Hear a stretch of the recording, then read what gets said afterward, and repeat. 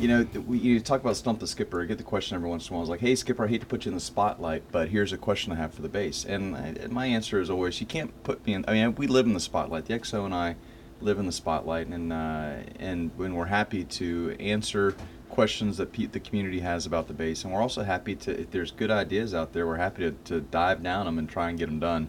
So bring up those questions, make the comments, and use ICE, talk to us directly.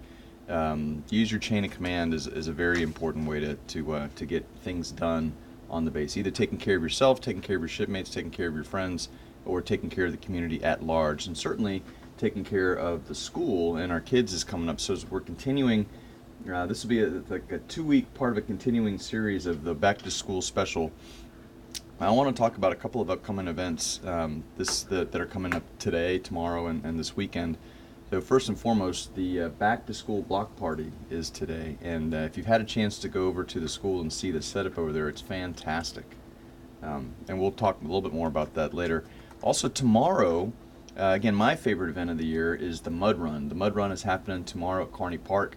So MWR, Michael Yates, and his very strong, stellar team have been digging up holes and pits and putting slippery slides and cargo netting, all kinds of crazy stuff this year. So if you remember running the Mud Run last year, it's not the same Mud Run, but it's similar. And it's going to be a lot more fun, which is great for the community, just a neat event. And then after the Mud Run, which is, I can't wait to see the pictures of this, but the Muddy Zumba will happen after the Mud Run. Zumba's really kind of taken off. Have you done the Zumba XO? No, I have not. I've seen it. You ought to do the Zumba XO. It looks exciting, and maybe one day I'll get out there and shake it up a bit. There's an opportunity tomorrow with Muddy Zumba. Yeah, even for rookies. Yeah, it's never too late to get into Zumba. Yeah. Maybe it's my time. Maybe it's just my time. I can see you and the girls out there, and Jack doing a little bit of Muddy Zumba. Yeah, so they would love it. They would love it. So again, this is week 2 of our continuing special for Back to School. We've got Principal Werner with us. We can't wait to find out what Principal Werner has on tap for us today, because it's always exciting. It's always special. I had a chance to go, and we got the teachers in a big group, the elementary school, middle school, and high school teachers yesterday. I had a chance to go talk to the teachers, answer some questions, and welcome them back from the very short summer that we all got to enjoy and experience. And it's always a fun group. They are motivated, they are excited, they are ready to take on the challenges and tackling the teaching of a new year. So it's always energizing to go and talk to the teachers. It's a fun group, and a really smart group too, Dwayne. You got your hands full there. That's for sure, and a special thanks for coming yesterday. One of the things with the teachers is that they are an integral part of this community, and especially when you come out and they have a chance to talk to the CO and have their questions answered. There were no air quality questions this year, but gives them an opportunity to really feel connected. And of course, this weekend you'll see if you drive by the school, there's going to be cars all over because teachers work all weekend getting ready for the opening day of school on Monday. And you mentioned earlier, people, make sure you come out this afternoon to the block party. Literally thousands of people. An opportunity especially for newcomers to find out what's happening at the schools, take a look at the clubs. Of course, students will come in this afternoon, pick up their schedules, and take a look at the building if they haven't already been taken a tour by our student-to-student group. And we're going to be ready to go on Monday morning, actually. And as of this morning, right now, we have 525 students enrolled at Naples Middle High School, and 6 grades. Actually, it's 30 across the board. We've got 200 in the middle school, 200 in freshman sophomore class, and 200 in the junior senior class. So the question that was posted earlier on Facebook this morning was, are we expanding USO MWR Liberty at the support site when the barracks move from Capo to support site? And the answer is yes. One of those 4-bedroom units over on the support site will be turned into a Liberty Center. It won't be as big as the current Liberty Center on Capo, which will remain open, by the way. We're going to keep the Liberty Center on Capodichino open, and in addition to that, we'll have one of those units transition to another Liberty Center on the support site. And the USO presence, of course, will transition, not completely. There's still going to be a lot of USO presence on Capo to Keno, but they're going to focus a lot of effort here on the support side as well with that transition. So the answer is yes. The date is TBD.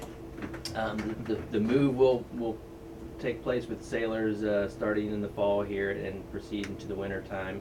And I expect that Liberty Center will make some progress with that move as well. I just want to emphasize that new Liberty Center in the 4-bedroom is going to be in what we call the triangle. So it's a designated area.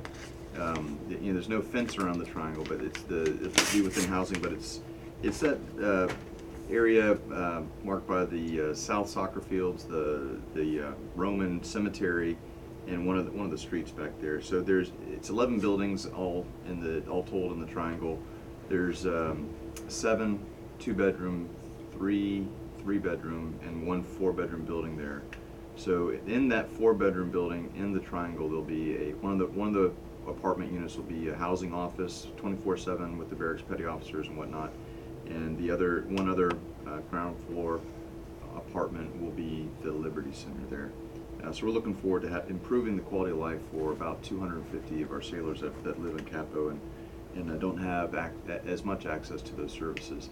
So again, following the theme of our back-to-back back-to-school specials on the radio, we have Chris Beane with us here today, who is the principal of the elementary school, and it's always amazing to me the ebb and the flow of the population, the school-age population of the elementary school. So you guys take in an additional 50 students, and then the next year you'll be down 50 students or more, and that's got to be a significant challenge. So Chris, what's on your mind as we get back ready to go to school?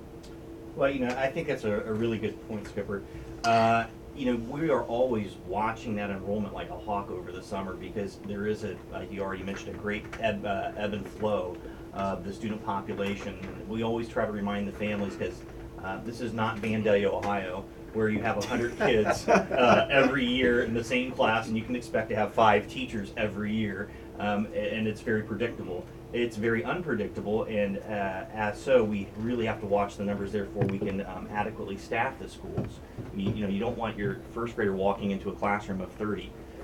So that's why it's really, really the utmost. We hammer down really hard the registration process, make sure all the newbies get in and come in and register their children, so that we can have adequate staffing. And that's where we're at right now. I think that we've got a good handle on it. We welcome what walks through the door. We hope that another 200 walk through the door. That just means more staffing and more opportunity for our children to have different classes and so forth. So we're keeping an eye on that. I heard there's another 5 rotators more or less coming in from now until the end of September. Is that? Well, we get a rotator every 2 weeks. So Oh. we have, and so we hit our summer surge with PCS season. The bulk of the PCS season happens from basically the end of June to the beginning of September. Which is the summer. And it's interesting because in AO, this past AO course, I got the question from one of the single sailors, like, "Hey, what do you mean when you talk about the PCS season?" And I said, "Well, it's really at the end of June to the beginning of September when parents with school-age children want to move, because no kids at least when I was a kid, no one wanted to move mid-school year and have to introduce themselves to a whole crop of new kids. However, in the military, it's something that does happen, and military kids are the best at making new friends." Right. I'd like to piggyback off that. We have the junior student to student, which we actually borrowed from the high school, which is exactly that. It's when the new kids come in, we have our the Dodds kids. They welcome them into the school, and really they deal with the PCS and the thing of change quite well, and they're very, very welcoming. You really nailed it on the head. And I find the kids that are the military children to be more resilient than their counterparts, and I think it has to do with the constant change. But we're looking forward to a great school year. We have a lot of things in place. I had a question for you, sir. What is the current student-teacher ratio at the elementary? That is a very good question, because it is different. In grades kindergarten through 3rd, it is 1 to 18. Okay. It's not unheard of to go up to 21, 22, and then that's where you start to look for a new teacher. In grades 4 through 6, it's 1 to 25. Okay. So those classes can get up to about 28, 29, and then once again you start looking for a new teacher. That's a really, really good question. The small numbers that we have really help out in delivering quality education to our students. Because sometimes in certain school districts, it's 1 to 30 plus. So Exactly. it definitely helps to keep the numbers down, especially in the younger ages. That's right. We got to teach them to read. Right.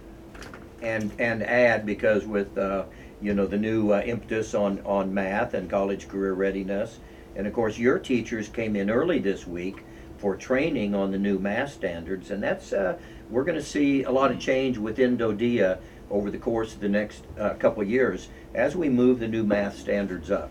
And I think part of the things, and I'm sure your teachers talked about that this week, you know, we're not at that stage. A lot of people, they think back to Common Core, but what it's really all about is the fact that, you know, we don't have to get through that book during the year. But what we do get through, let's make sure that we understand. And that's very important. And of course, math is important your entire life.